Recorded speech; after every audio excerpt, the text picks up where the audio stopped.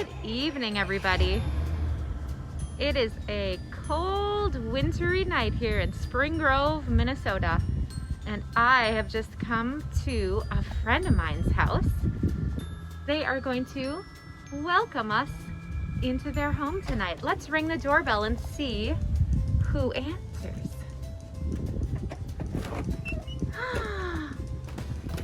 Well, hello! Who are you? My name is Eleanor. Wow, Eleanor, may I come in? Thank you. Hey. Hi! Well, thanks for letting us in. We've got another little girl here. What's your name? Ruby. Hi, Ruby.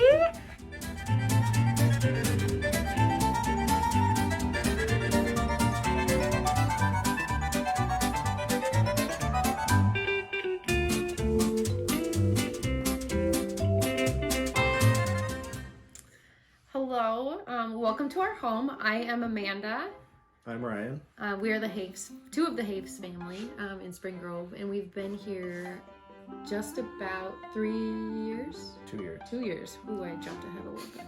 When I'm not in Spring Grove, I am the youth ministry director at Decorah Lutheran Church in Decorah, Iowa. And that's one of the reasons why we're here in Spring Grove is because I got a new call, and this was halfway between where I grew up in Onalaska, Wisconsin, and then my job in Decorah. And it was just the perfect fit for us, and timing just fell into place. If you were to find me around town, most likely you would see me running up and down the streets, and then you would see me hiking on the bird trail. And I work at the daycare in town. I'm the cook there. So if you wake up really early, you'll see me biking to work in all weather. Otherwise, I'm always biking and walking around town. One of my favorite things about Spring Grove is that we don't need a second car because everything is so close. So I just walk everywhere. Mm-hmm. We're big snow people, and so when winter hits, you can see us also around the lights and playing in the snow and at the playground and the festival. Before Spring Grove, we were actually up in Two Harbors, Minnesota, serving as a youth director, and then I was the general manager at Culver's. Yeah, I grew up, like I said, in Onalaska, Wisconsin, just right over the river, and then Ryan grew up in central Wisconsin in Randolph, where we first lived when we got married. So Ryan has 4 sisters, and then I have a sister and a brother, and I worked with one of Ryan's sisters at my first ever youth ministry job in Onalaska, Wisconsin at Journey Lutheran Church, and she was the secretary, and it just so happened that she was getting married that summer, or the next summer, and then we were both in the wedding, and that's actually how we met. We joked at the beginning of our relationship that all of our first dates were weddings, because that's just because we lived so many hours apart, we just always met and went, because so many friends or family were getting married then. Because our next date was my best friend's wedding. Yep. Like a few weeks later. Mm-hmm. So, and then I think I had a cousin that got married, and then just everyone kind of else got married. But, So you just crash weddings sometimes just to relive the glory days? yes, but I will tell you, I always bring a gift.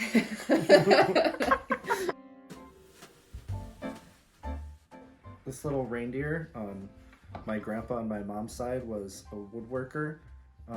He was a Korea vet, and then he was a firefighter, and he also spent all of his time in the basement because he had 6 daughters. So he made a lot of stuff out of wood. He loved playing and making all sorts of fun stuff. So he made us all these little reindeers, and my mom gave one to each of the siblings in my family to have. And Ruby has broken it a couple times, but it's still holding together with glue just fine.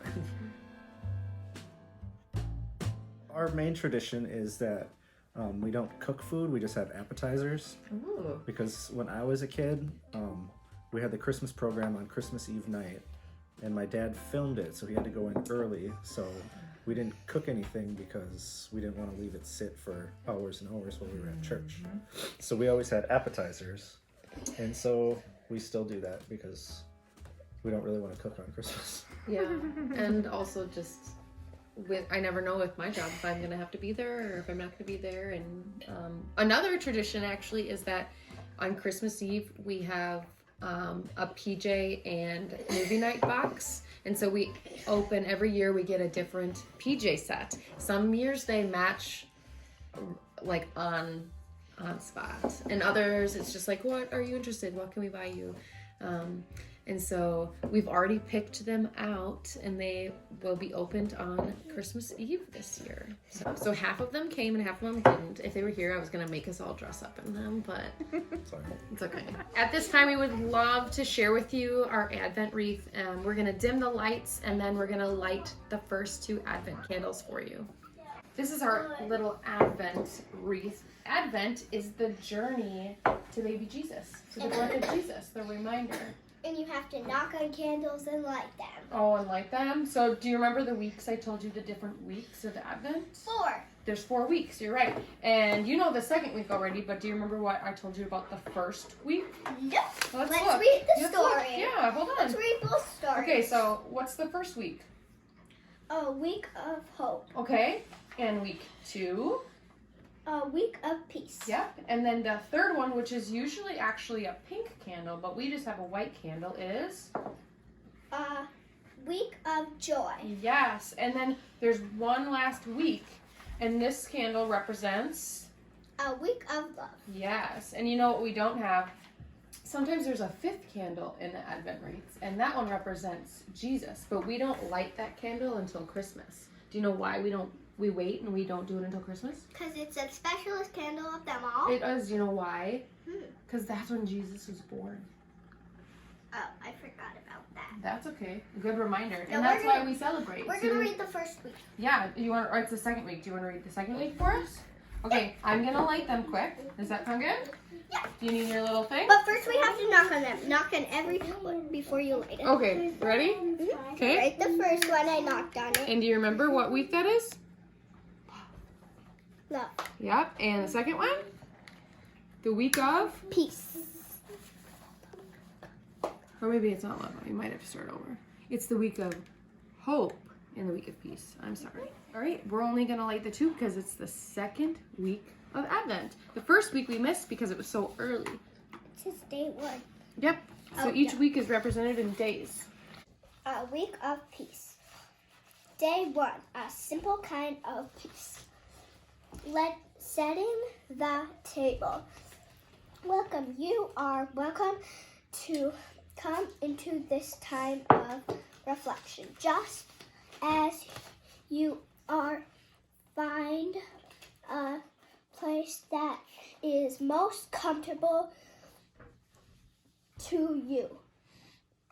If there are things bothering you right now, try letting them go for the next little bit. Take a deep breath and breathe in God's love for you. As you let that breath go, remember that God is with you in this moment. This is our second week of Advent. We are still waiting for the birth of Jesus. As we continue to wait, we think about the many ways God is with us in our waiting. This is the week of peace. This week we are concentrating ways that God's peace is showing up in the world around us. Imagine all the people living in peace. John Lennon. His name will be called Wonderful Counselor. Good job. Counselor, Yeah. mighty God, everlasting Father, Prince of Peace. Isaiah 9:6.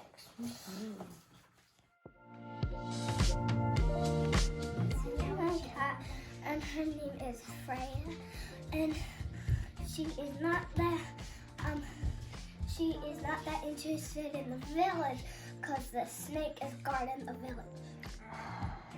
She's scared. What's the snake about?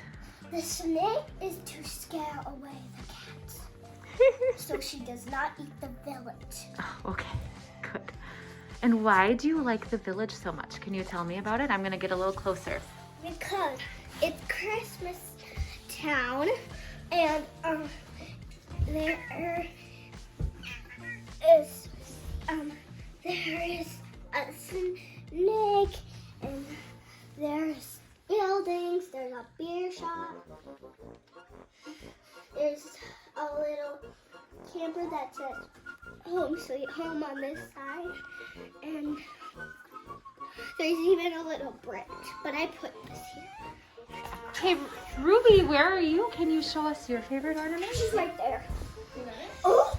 Ah! Eleanor, I want you to put the cat down. I want you to come back, okay? All right, Ruby's gonna take over now. Can I show you my second favorite also? Sure. Where's my favorite? This one is my favorite right here. And my second favorite, Can you explain the first favorite to us? it's really pretty. It's a snow globe, isn't it? Yeah. Hmm.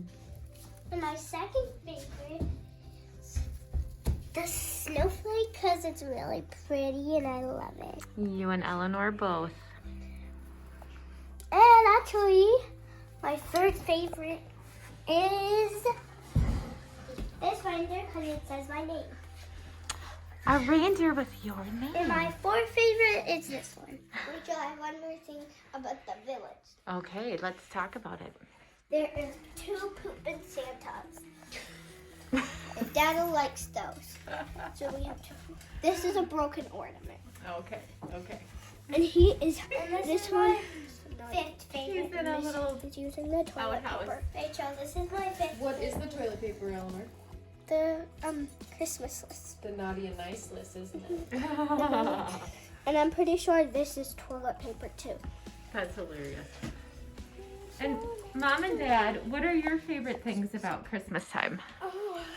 I think it's just a really good example to slow down, right? Like be with family, slow down. I feel like every other part of the year is just really busy, and for some reason when Christmas hits, I make myself slow down and take in and be present and be with family. So I mentioned that we're snow people, and one of the ways that we help, and Ryan can touch on this a little better than I can, is we find little tricks and traits to kind of help us with our self-care and help us with our health most of all. We try to be a pretty healthy family with the occasional treats and coffee, of course. But one of the things that we really focus on is that health aspect and ice bathing. This sounds like a very Scandinavian thing. So what's funny is I'm pretty sure it's stemmed from that idea. And you want to share a little From bit more Wim about Hof, he's Danish, so he's almost Scandinavian. Yeah, yeah. Not quite. that? Yeah. So yeah, I've been doing a lot of cold exposure, which is basically just walking around outside in my short shorts and no shirt. I always cover my fingers and my toes because those get frostbitten. And then we like to do ice baths too.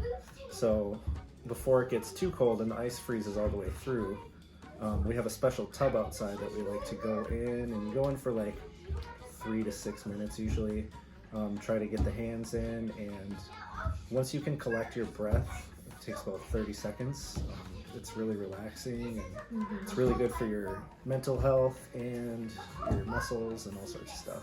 Wow. Do you fully submerge, or is it like up to your waist, or how does that I work? try to go up to shoulders. Okay. You shouldn't put your head in usually. Yeah. It's not Okay. a good idea. But Yep. sometimes if you just go in up to the waist, that's good too. Yeah. And some people fully submerge right away and then don't submerge anymore just because it helps regulate the temperature better, and so they're not like slowly seeping in. I'm just too much of a chicken to do that. But So you might see me walking around town in my short shorts and no shirt this winter. Or if you're walking on the streets, for example. Don't call the cops, I'm fine. Yeah, if you have any heart problems, you shouldn't do it. You shouldn't do it, like heart problems. You start with cold showers too. That's a good way to start it if you don't want to go into cold water or go outside when it's below 0. yeah, it's like through lots of podcasts and research, the number one thing that I'm seeing is that like it's good to challenge yourself, right? So do something, so like acclimating and working your way up. But I think it's after 15 minutes, there's no benefit, so it's not worth staying in after that. Sure.